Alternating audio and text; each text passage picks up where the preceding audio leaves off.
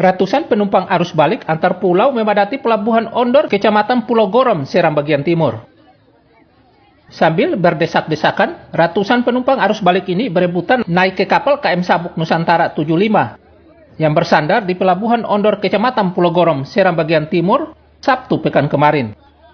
Ratusan penumpang arus balik yang umumnya dari Kecamatan Gorom, Seram bagian timur ini hendak kembali ke tempat belajar serta kerja dengan tujuan Pulau Geser, Bula, Misol, dan Sorong, Papua Barat, usai merayakan Lebaran Idul Fitri 1443 Hijriah di kampung halaman bersama keluarganya. Mereka terpaksa berdesak-desakan naik ke kapal, karena ini kapal terakhir dari daerah ini.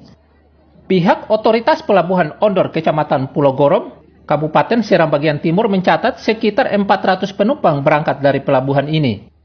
Sementara itu, mengantisipasi lonjakan arus balik tahun ini, pihak PT Pelni Cabang Ambon menyediakan 16 armada kapal dengan harapan semua penumpang arus balik bisa terlayani.